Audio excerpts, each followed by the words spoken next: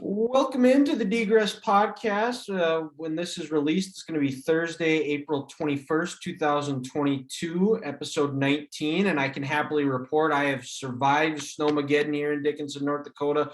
Got about 29.2 inches of snow stuck in my house for a couple days. Was able to get out and work Friday, Saturday. Snow drifts were higher than the 29.2. It's ridiculous. I've never seen it this high. Played a lot of Xbox, got some reading in, watched Seinfeld. Body is still sore from shoveling. Luckily, I had a neighbor who brought his snowblower over and helped me finish up, but things are coming back. I was able to celebrate Easter with my family on Sunday. It's always good to get some family time. The NBA playoffs are off and running. Jordan Spieth got a big win in a playoff at the RBC Heritage Tournament. MLB season is still in the early stages, but that continues to roll on. And I'm going to take a little break from talking sports news today. I'm going to bring on a very special guest. He is the current voice of the Bethany Swedes in Lindsborg, Kansas. He covers news and sports at 1150 KSAL. And he's the former voice of the Badlands Big Sticks. He's an Oklahoma State alumnus and the pride of Muldrow, Oklahoma, Sam Henderson. Sam, welcome on. Man, when you read off all those things, you make my resume sound a lot bigger than it actually is. But yeah, glad. Did I get it all right? Glad to be here, Dylan. Thanks for having me. Yeah. So, like I said at the end of last week's show, that Sam was my broadcast partner for the Big Sticks. You did play-by-play. I did color. It was a lot of fun working with him. He was a great joy to work with. Knows his baseball. He covers other sports. So, like I said in the intro, you grew up in Muldrow, Oklahoma. Did you grow up playing sports, or were you just always just kind of had an interest and worked at radio at a young age? Yeah, so it's funny you asked that. My very first word as a toddler was football. Actually, it was you could tell from an early age that I was really into sports. In fact, my family would play a game with me before I could even really talk. They would turn on the randomest sports on TV, and I would go find the corresponding ball to that sport. So it was just always ingrained from me from a very young age. And yeah, so once I got old enough, I started baseball when I was 2, because I was right at like the age cutoff where I turned 3 in the season, but it's still cool to tell people I started my baseball career when I was 2 years old, and started soccer when I was 3. Played those until middle school, kept playing baseball, and then I switched from soccer to tennis. Actually, my 6th grade year, I started playing football my 5th grade year. Actually, my parents wouldn't let me until I was in 5th grade because they were worried about concussions and such. And yeah, started basketball in 6th grade as well. So things really started to heat up in middle school. And then once I hit high school, I started to dwindle it back down. So starting my 9th grade year, I was just in baseball. And then my junior year of baseball, I kind of sort of threw my arm out. Also was kind of losing interest in playing baseball. So I bowled my senior year. Oh. And so I went from throwing overhand to rolling underhand. And me and 3 friends, it wasn't even school sponsored because we didn't have that at our school. So it was me and 3 friends playing in a beer league in Fort Smith, Arkansas. And we were the youngest team in the league by like 30 years. And it was one of the best times of my life. But what is that, like 4 or 5 sports I played growing up? So yeah, I was a pretty well-rounded athlete, I would say. Yeah, for sure. Oh, well, so that's a good thing, though. I don't know if you play softball at all, but bowling, it would help. It make you a good pitcher for transitioning from beer league bowling to beer league softball. So it's a possibility, just throwing it out there. Yeah, well, I played some slow pitch softball in college actually for like intramurals. We were probably the worst team known to man, but yeah, it did that wind up did come in clutch. Okay, gotcha. What was your favorite sport playing growing up? Oh, that's a good question. Man, I really liked soccer early on because I was pretty good at soccer. I was the goalie and I really enjoyed that. But in Oklahoma, Eastern Oklahoma, as you can imagine, soccer isn't a very popular sport. So in fact, in my area where I grew up, the closest high school soccer team, it's changed since I've been in high school, but you would have had to go to Tulsa, which was an hour and a half away from me, to be able to play high school soccer. So I had to kind of cut that off. Basically there was no such thing as any high school leagues. So once you hit mid elementary, early middle school, there wasn't really any opportunities to play soccer. But that was my favorite originally. And then once I got older, I would say baseball, just because I got to where I could pitch and I enjoyed pitching, and it was just the sport I played the most. So it grew on me over time. Yeah. What did you so you talked about, your town was, so how big was Muldrow? How many people did you was was the town?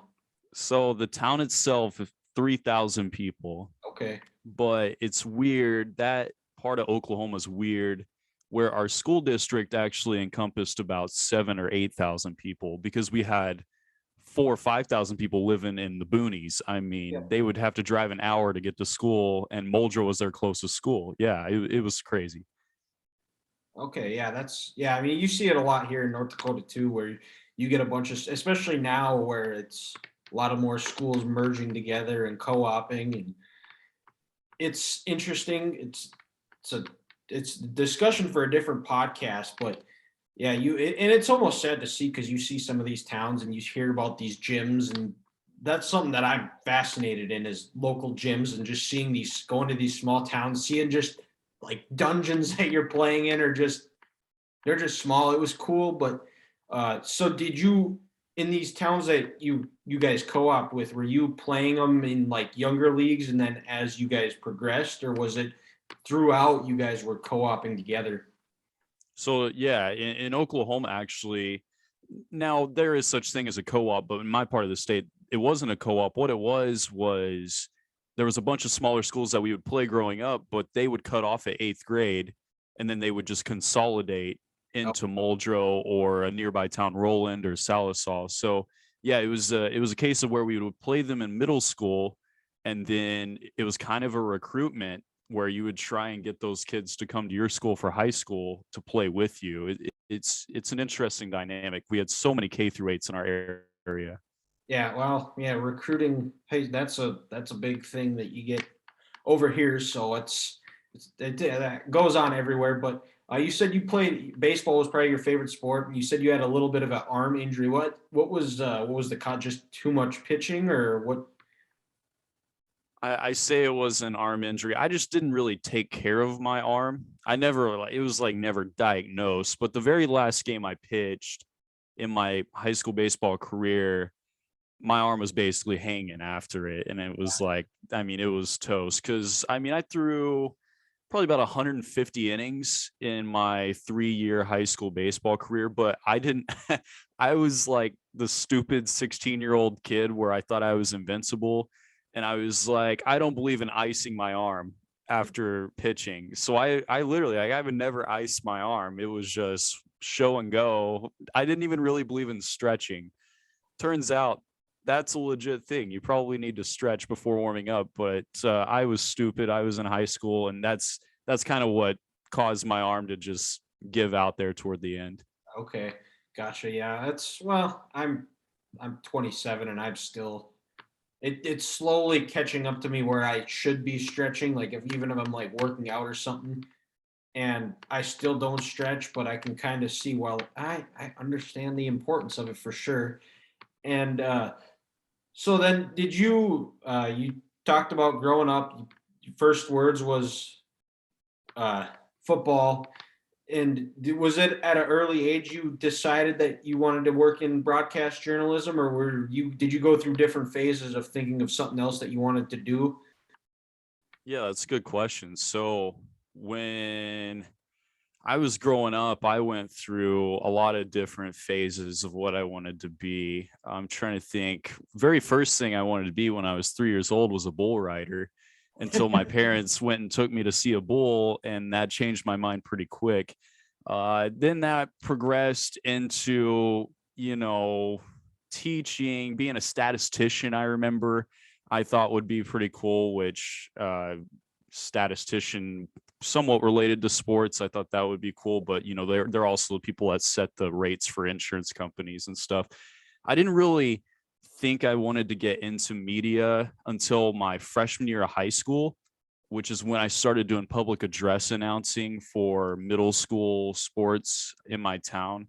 It was just kind of a random thing. I was like, hey, that would be a good way to just volunteer and have something to do. And I thought I would be pretty good at it. So I contacted the athletic director and started calling the middle school football games, just like, the person in the press box is like, welcome everybody to so and so field, Oh wow, today's opponents. I mean, it wasn't. dressers for middle school. That's Yeah, down there. right. Well, there wasn't anybody doing it, so I saw a void that I could fill of Oh, something that I enjoyed. Yeah, so that's where I started, and then I was like, well, I kind of like doing that. I wonder if there are careers in that. And I found there's a high school camp actually at Oklahoma State University where high school juniors, sophomores, juniors, and seniors can go for a couple days in the summer and check out their sports media program. So you basically kind of get an overview of what the program's like in a summer camp type feel. So I did that in between my junior and senior year. And I told myself, I was like, well, if I like it, then this is what I'll try and pursue in college. And if I don't like it, then I'll find something else. Well, I loved sports media camp. So that's what led me to Oklahoma State in sports media. And yeah, the rest was history. yeah. So you mentioned you grow up from Oklahoma, or you're from Oklahoma, and you went to Oklahoma State. Were you always a Cowboy fan, or did you lean towards the Sooners, or did you not have a team growing up? Because I feel like Oklahoma is one of those states that you're either a Cowboy or a Sooner. There's really no in between.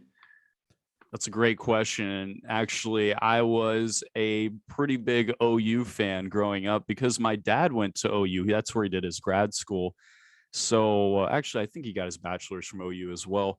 But yeah, growing up, I mean, I loved Sam Bradford. That was like the OU teams I really followed. Landry Jones there after Sam Bradford. But yeah, I didn't even like keep up with Oklahoma State sports really. I mean, it was all OU for me until I actually went to OSU. So yeah, weird type of dynamic, but now that I've went to OSU, I can't stand OU. It's funny how your life changes like that, but man, I just view them as the nemesis now. I like OSU because they're kind of the underdog in the rivalry, the little brother, I guess you could call them.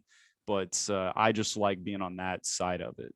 Well, I won't. They won't call him Little Brother because that Little Brother is a title reserved for Michigan State. Oh yeah, So right. yeah, I won't. That's a little too harsh. But so yeah, go to Oklahoma State. And were you and yeah, you were clearly going to do broadcast journalism. What did your freshman year? You step on campus. Were you already working on different types of calling games, or what were you? What was your involvement within the media program at Oklahoma State? Yeah, so Oklahoma State's really good about if you're in the media program, you can get involved pretty early. So, yeah, I mean, within the first few weeks of me being at Oklahoma State, I had already lined up doing play by play for a local high school. I'd gotten a job with the city newspaper covering high school sports, and I had already gotten like a radio show with the school radio station. So, yeah, I mean, I basically jumped right in once I got there. It helped because actually my living arrangement, I lived on something called the media floor, which was a floor of dorms that was only open to media students, mainly sports media students.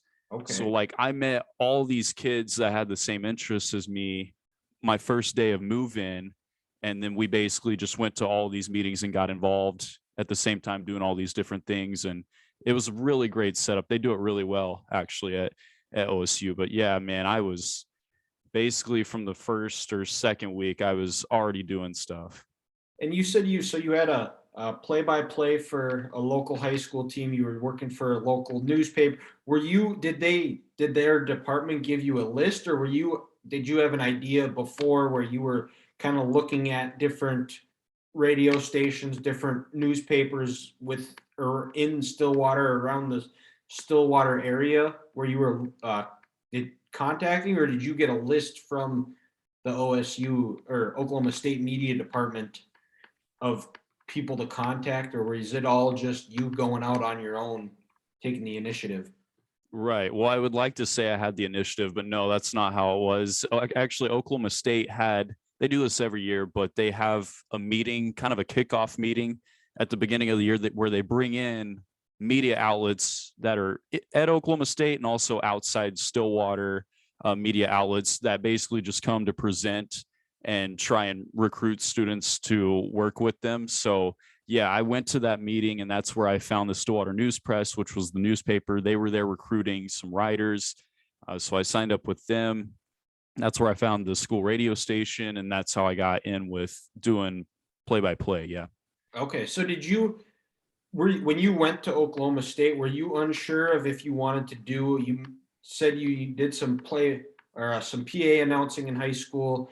Did you have a did you always lean towards the broadcasting side, or in working at a newspaper? Is that something you wanted to do more than another, or were you always just more so leaning towards broadcast journalism, or is journalism something you'd like to get back into?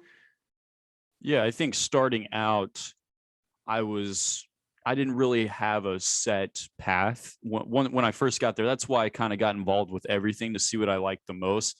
I did have an inkling in the back of my head that I wanted to do play by play just from my time at sports media camp. To go back 2 years before I ever attended OSU, we did play by play of a AAA baseball game actually. Okay. And Dave Hunziker, who is the play by play guy for Oklahoma State, he kind of oversees that. And he listened in to the play-by-play I was doing at that AAA game just to, give me feedback. And I never want to bring that play-by-play to ever be heard by anybody ever again because it's so bad. But Dave, the saint that he is, I made some call on a home run, and Dave, like, after the inning was over, he got everybody to take off their headsets, and he's like, "Sam did this really well. Like, this is what all you could do." Like, he really described it well. And that little, like, compliment, just that little compliment from Dave really put it in the back of my head, like, oh, maybe I am good enough to do something like play by play. So that was always in the back of my head.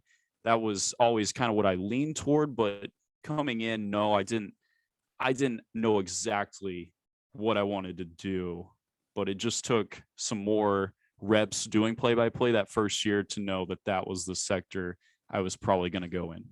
Yeah, for sure. I mean, it's one of those things. It sounds so easy. You hear these guys doing it, and then once that mic's in front of you and it says go, it's a whole different ball game. Even like now, like when I'll occasionally now record solo podcasts. It's incredibly hard because everything happens. Your mind's going a mile a minute. It's so much happening. It's just you your brain works way faster than your mouth does, and by the time a brain gets down to your mouth, you lose things to say or you lose your train of thought. It's just so much happen. Is that something similar to what you have, like kind of what I've dealt with? All the time. Oh yeah, all the time. See, the trick of play by play is you can lose your train of thought, but you got to have ways to, like, not let the listener know that you just lost your train of thought. So yeah, I mean, that happens all the time. But the biggest thing about play by play is research. I mean, Yep. before I even go on the air, I've already done, 4 to 6 hours of research for any given game to know everything about the players I'm about to see. And sometimes that's with teams that I've literally never called before, never heard of before. Thank God for Google. But yeah, I mean, luckily the research is kind of that backbone. So when you do blank, when you lose your train of thought, you have your notes right in front of you. That's kind of the crutch that keeps me alive in play by play. Well, I can vouch for you too, because working those Big Sticks games with you, I'd look over at your computer and you would have just a list scrolling down of each player from each team. It was incredible and impressive, and just your knowledge of it was, yeah, incredible. And then a little bit backtracking a little bit, you said you did a little bit of worked at the radio station in Oklahoma State. What was the show called, or what did you guys all talk about? Did you guys have a So it was a very it wasn't even, I say, radio show.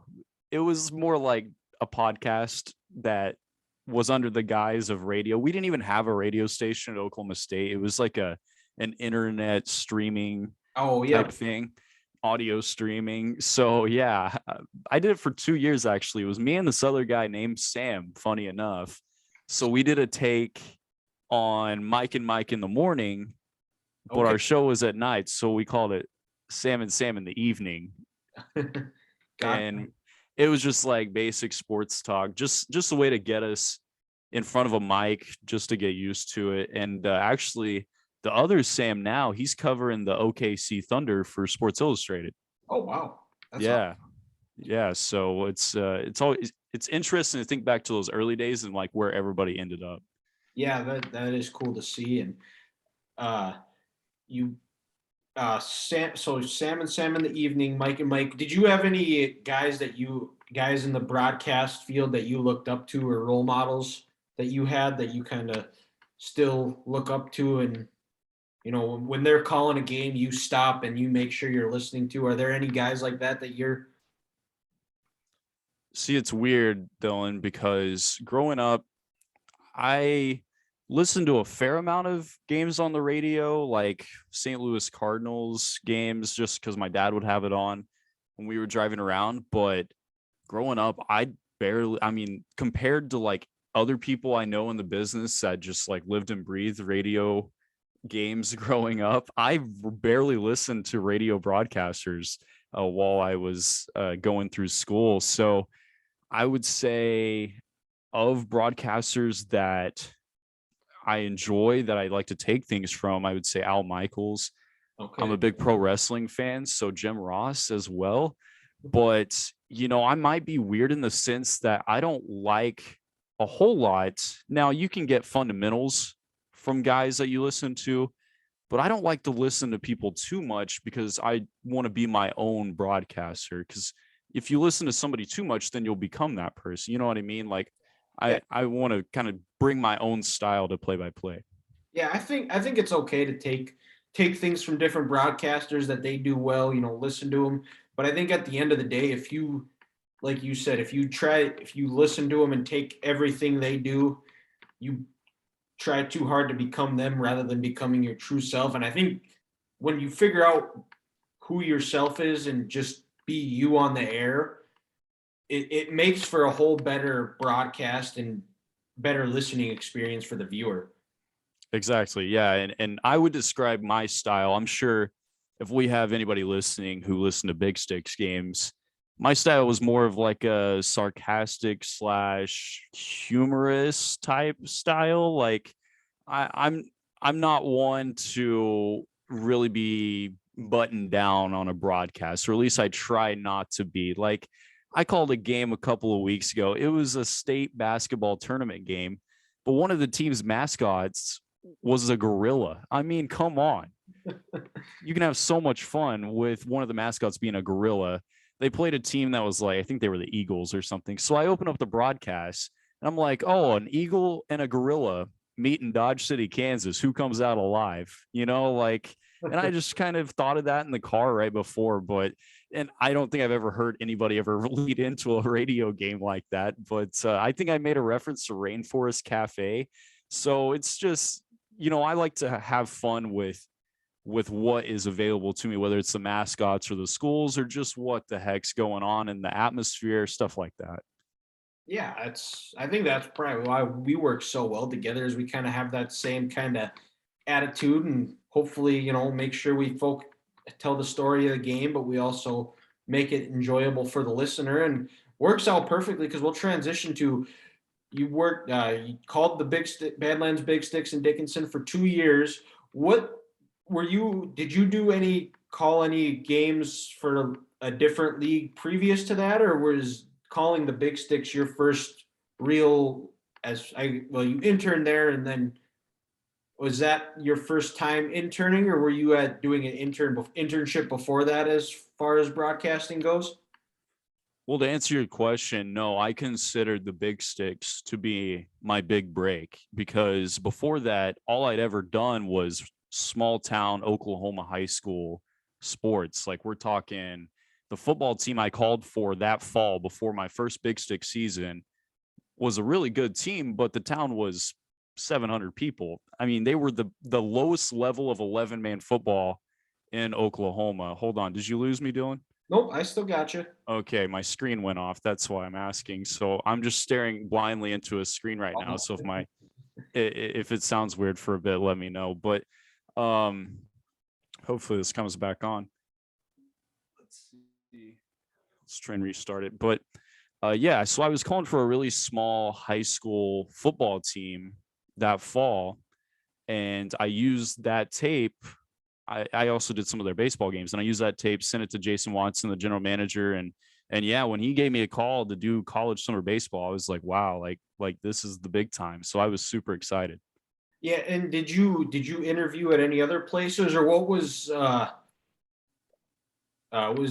Dickinson really? Because you had it at a very adverse time because it was right when COVID hit, and I'm sure I'm guessing you secured it early in January or in December of 2019 or a time like that, and then COVID happens, and there was probably yeah, there definitely was a lot of uncertainty about if you were going to be able to call the games or if there was even going to be a season. What was the stats situation like for you? Yeah, so I actually accepted the Big Sticks my first summer with the Big Sticks. I accepted that in November of 19. Okay. So yeah, I mean, I knew pretty well in advance that that's where I was going. It's funny because when I talked to Jason on the phone, and then he had me talk to Steve Stroud. He had Steve Stroud call me like the next day or whatever, and me and Steve talked for like 2 hours. I was feeling pretty good. Like I hadn't been offered the internship yet, but I was like, if Steve Stroud talks to me for 2 hours and that's who I'm going to work with, that has to be a pretty good sign.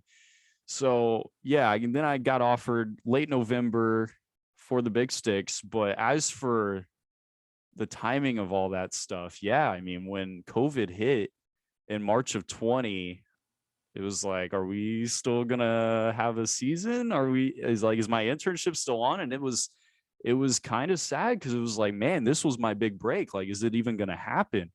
But in the back of my mind, I was like, man, if any internship is actually gonna happen, it's gonna be in freaking North Dakota.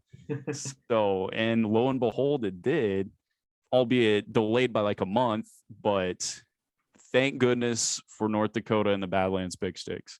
Yeah, for sure. So have you ever been to North Dakota previous to calling the Big Sticks, or was that your first time? What were your initial thoughts of thinking, I'm going to North Dakota to call summer baseball? So yeah, when Jason called me in November, his phone number is a How did Wisconsin you number. how did you find out about the Big Oh Sticks? yeah. Oh yeah. And I forgot to answer an earlier question if I applied anywhere else. I applied to every single team in the Expedition League that year. Every single team in the Northwoods League and every single team in the Cape Cod League, and the Big Sticks were the fastest to get back to me. Jason got back to me within 24 hours. Um, but uh, but yeah. So, and what was your other question? What else did you say? Oh, Here's me losing my train of thought. oh, yeah. Everything comes full circle here. It was. Right. What were your initial thoughts? So you accept the job, and did Right. you ever hear back from any of the Northwood, Oh, Cape yeah, Cod, or yeah, yeah. the other Expedition League teams? Yeah. So I heard back from a couple of Northwoods teams. Which So I think I heard back from the Duluth Huskies, which ended up not having a season that year. I heard back from the Bismarck Larks, Oh, yep. who ended up doing that weird pod thing that year. And I heard back from one of the Cape Cod teams as well. But by that time, I just liked the sound of the Big Sticks the best. Jason and I's phone call was really good. But when Jason first called me, his caller ID is from Wisconsin. So you got to keep in mind, I had applied to 45 teams, give or take.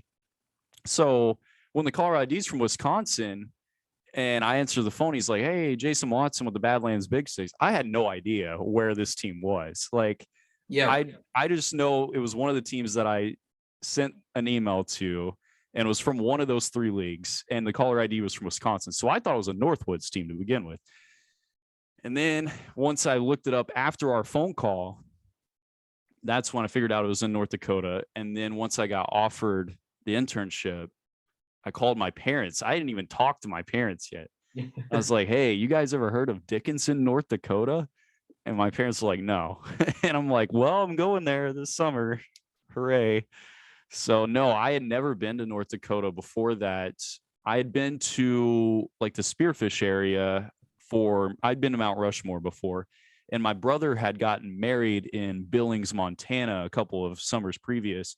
But no, never made it to North Dakota. And actually my first time there was when I rolled up for the first day of the Big Sticks summer of 20. Okay. And then, yeah, so moved to North Dakota, and you didn't, obviously it was in the summer, so you didn't have to worry about the weather. And then you had a meeting, what was your conversation with Steve like? For Steve, who doesn't know, he ran the Mix 105.7, and he was the guy that paired us up together. I worked at the station briefly. Sam was calling the games, which is where the Big Sticks were called. What was your first? You talked for 2 hours. It obviously went pretty well. What was your first interactions with Steve like? Yeah, he was kind of giving me an overview of just the league and kind of what I would be doing and working with him, and he was kind of getting an idea of what my philosophy was on calling games and just getting an understanding of who I was, because he knew we would be calling some games together. He would kind of be my supervisor per se. So that's what it was. But we talked about a little bit of everything. He was talking about Oklahoma State and Garth Brooks with me, and we talked about, because that was right after Myles Garrett tried to kill Mason Rudolph Oh, yep. with the helmet. So we talked about that. And yeah, it was just a little bit of everything. And that was my first time ever talking to somebody with a thick North Dakota accent. So when I first started talking to Steve, I was like, man, this guy, I mean, he basically sounds like he's Canadian. And that was the first time I'd ever heard something like that. So it was just a foreshadowing of things to come. Yeah, so you get up here, and your first couple days there, I believe that they had quite a few guys that ended up testing positive for COVID, so the season even got pushed back a little bit more. And then I also, I guess, backtrack a little bit too. There was questions about possibly not having a season, were you looking at different options as far as interning, or if it was this or nothing? Man, that's a good question. I have to think back to that time. I remember, I mean, if it fell through, what else was there to do? Because I mean, it was Yeah. everything had gone by the wayside. So I just remember thinking, well, if it doesn't work out, then I would want first dibs on being able to come back the next summer it did happen. That was the biggest thing in my mind, because I still wanted to do it. I knew it'd be great experience. So I was just hoping that if it fell through, that I'd be first in line for whenever they would get to play. So I don't think I ever had something else lined up. There was a station not in my hometown, but in a town next to my hometown that I had interned with previously, just kind of an unpaid internship, kind of just staying home during the summer, but still keeping my toes in the water of radio. This was in between my freshman and sophomore year of college. And I knew like I could probably do some stuff with them, but it wouldn't be like a full blown internship just because COVID was killing everything. So, yeah, I mean, I don't remember ever having something else lined up or even pursuing something else. Okay, well, thankfully it worked out. Got you up to Dickinson. You're calling games, and summer baseball it's a grueling schedule. They jam about 60 some games into 2 months, and there's bringing guys in. You're traveling on a bus. You're crammed with everybody else. What are some of your good Expedition League stories from whether it was in Dickinson or traveling on the bus or calling a game at a different ballpark? What are some of your better stories you have that you You can? know, Dylan, you'll have to bring me back sometime because I have so many stories. That could be a podcast show itself, as summer baseball stories. It 100% could be its own podcast. I will try and think of just the top ones that stand out And it comes from that first season, summer of 20. I mean, you got to keep in mind, COVID is going on during all of this.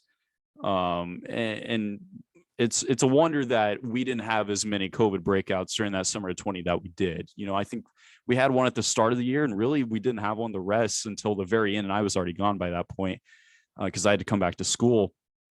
But this would have been late July of 20. And we went to Gering, Nebraska to play the Western Nebraska Pioneers, right? Yep. It's an 8-hour drive from Dickinson, give or take. Expedition League, I think that's almost outside of Dickinson to Minot. Everything else is about, and I guess Dickinson to, Grand Forks, but everywhere else was on average probably about an 8-hour trip because the teams in Nebraska, you got a team out in Idaho, team in Montana, and there weren't any teams in Kansas, were there? Nope. The furthest was Nebraska. Yeah. Spearfish. Well, Spearfish wasn't even playing in 2020. So there was only 6 teams that played that season. And actually the furthest team from the Big Sticks were the Nebraska teams. So that was actually our longest road trip of the season that summer. But we get our itinerary before we start the road trip, which, kind of tells you where you're staying. The other team sends it to you, where you're staying, what you're going to eat, stuff like that.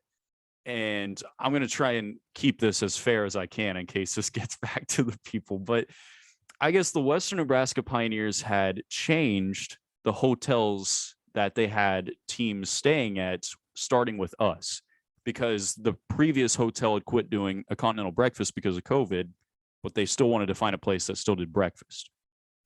So the place that they put us in, starting with us, was America's Best Value Inn in Scottsbluff, Nebraska. Oh boy. So I knew that that chain of hotels didn't have the best reputations, but I was willing to hear them out. So I looked this place up on TripAdvisor, and I found a review that had like 1 star, and it was the funniest review I've ever seen in my life, of this person saying you'd be better off catching a disease. Like, if you want to catch a disease, stay here. If you don't want to catch a disease, don't stay here. So we drive down to Gering, Nebraska. And I remember I was trying to warn the guys on the bus of where we were going to stay. I was like, guys, this is not going to be the best. We pull up to the hotel. There's no real signage around it. There's like windows punched out. Curtain rods are like hanging straight down from the windows. The lobby's kind of dim. And this is before we even get out of the bus. This is just what we see. And all the guys on the bus are on that side looking at this hotel. And as you can imagine, the expletives that are just flying around out of these guys' mouths, like, this is where we're going to stay. And the bus driver, I'll never forget it. The bus driver stands up and he's like, well, this is the place. It ain't no Hampton Inn, boys. It was so funny. So we go in. The smell of that place was absurd. And we go to our rooms. And I remember it was me and Michael Reddick and Colin Miller and Geo Camfield. That's who I was staying with, for people who remember some of the older Big Sticks. And we had already agreed. We'd barely set foot in the hotel. We'd already agreed we are not getting under the covers. We're going to sleep in our hoodies. It was that bad. I mean, there was a moldy French fry under our bed. Oh. And the TV remote didn't work. We had no signal in the building, 0 signal. And then the messages started rolling in. I wasn't in the players group chat, but like, I was staying with players. So they were telling me what other players were encountering in their rooms. And I saw a video. There was a giant praying mantis on the wall of one of the rooms. Another couple of guys had to kick in their door to get into one of the rooms. It was wild. And we could not get out of there fast enough. And we head to the field. And that's when Billy Tomlin, who was the manager that summer, he made some calls to be like, hey, this place isn't going to be worth staying at. And I think it was I don't want to put like too much blame on the Western Nebraska Pioneers. I think it was a case of they were trying to find a place that had breakfast, and I think the hotel itself showed the owner one of their model rooms that didn't accurately model what all the other rooms were like. You know what I mean? When it was first opened, they took pictures when it actually looked nice. Yeah. Yeah. That's what they So, meant.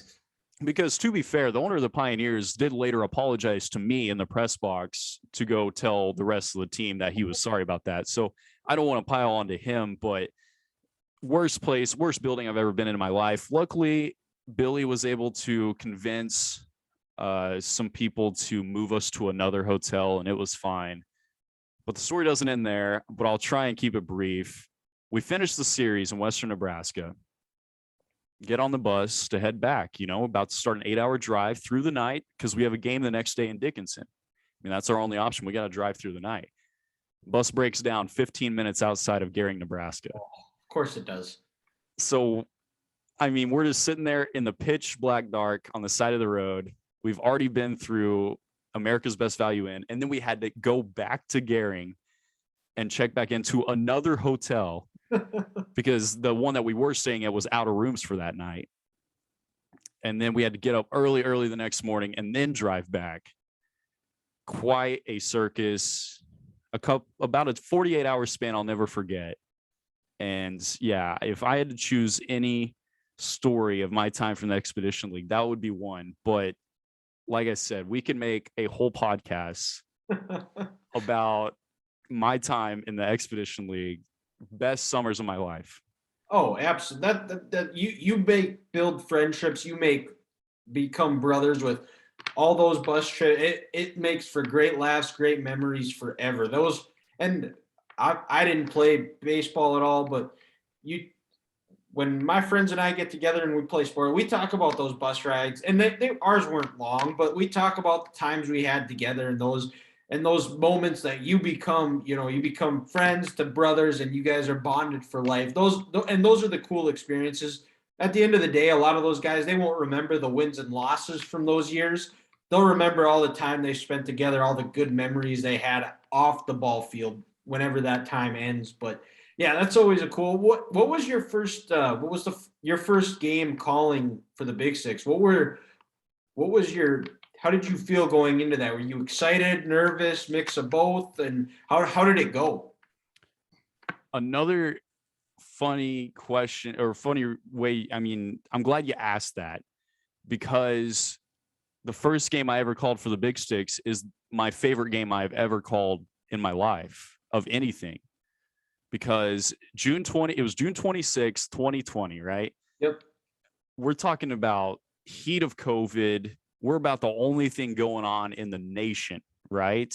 Yep. Big Sticks hosting the Saber Dogs, and I did it with Steve, and I thought Steve was going to call the game and I was going to do color commentary just to kind of ease me in. Steve does play-by-play for like the first inning and is like, all right, you take it over. I'm like, oh, okay. But yeah, I mean, just what I had been through, what, basically the whole world had been through up until that point was lockdowns. So just to be able to get back on the headset that very first game and just experience normalcy for the first time was something that I can't explain, just how happy it made me. And then the Big Sticks win it in a walk-off. It was bases loaded, bottom of the ninth, tie ball game, and Caden Schwabe, one of the greatest guys you'll ever meet. If I could make a top 5 of the nicest guys I met that were Big Sticks, Caden Schwabe would be right there. Go Bison. Yeah, he plays for North Dakota State now. That should give you even more reason to root for Caden Schwabe. He is one of the nicest guys in baseball. But he comes to the plate, and it's like a full count, bases loaded, tie game, bottom of the ninth. And I think the pitcher, I don't think it was Dan Rivera, actually, who was later a Big Stick. It was Tanner Kern, I think was his name. Okay. A kid from Minot State. You still got me? My screen went dead again. Oh, gotcha.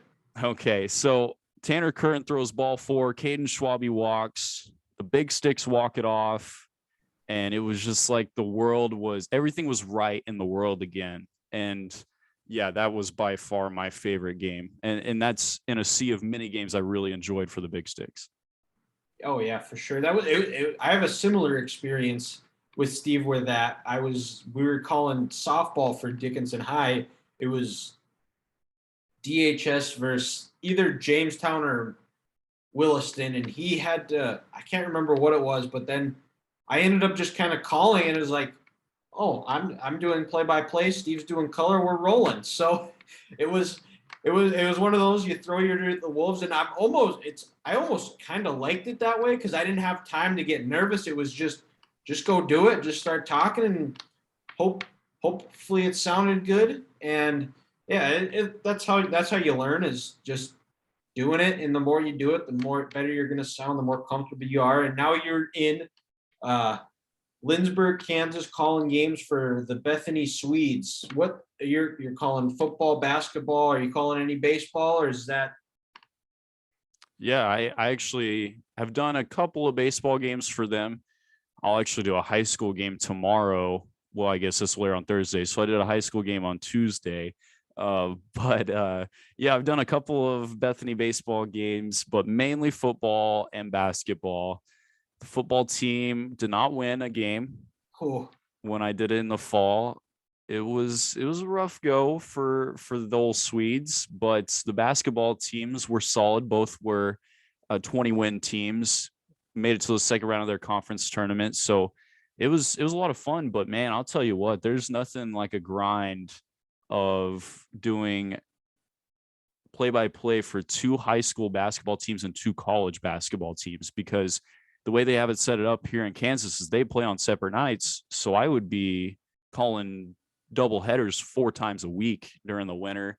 And it was a crazy schedule, but a lot of fun for sure. yeah. So have you called any other sports, or are you just mostly with football, basketball, baseball?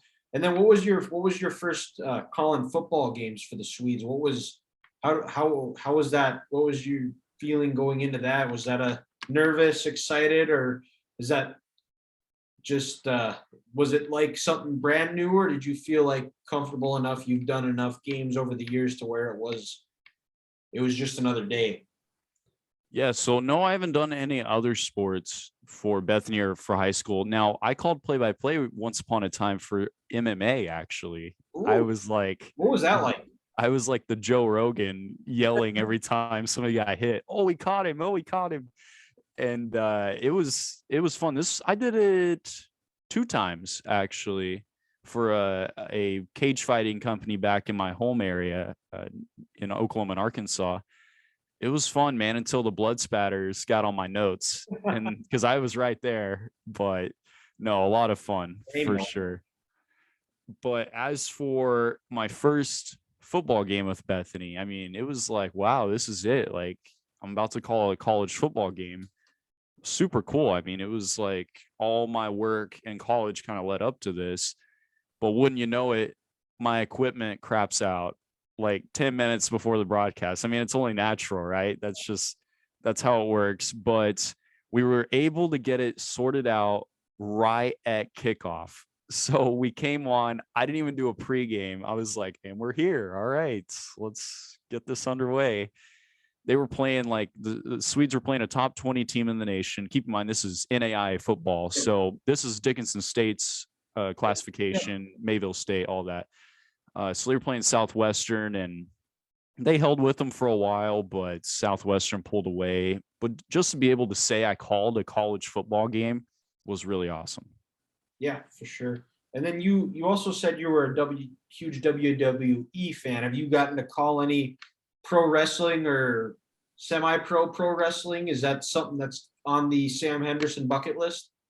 I would say it's definitely on the bucket list, and I would also say it's currently in the works. Actually, with a promotion here in Kansas, there's been no real details, but I've had contact with an owner of one of the companies that is looking to get me in the broadcast booth at some point in time once my schedule clears up. But yeah, I would say that is on the horizon and definitely something I'm wanting to check off the bucket list. Okay, for sure. For sure. That would be that would probably get me to tune into pro wrestling. I'm not a big pro wrestling guy, but the MMA, I enjoy watching those big fights, and might be Sam Rogan soon.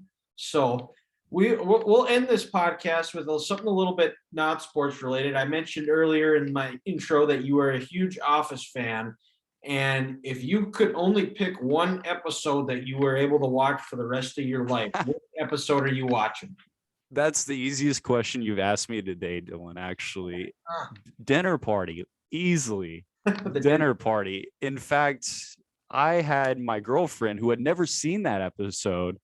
I had my girlfriend watch it last time she was here in Kansas, so a couple of months ago, just because I was like, you can't be an Office fan and have never seen Dinner Party. I have never laughed harder at a complete episode than Dinner Party.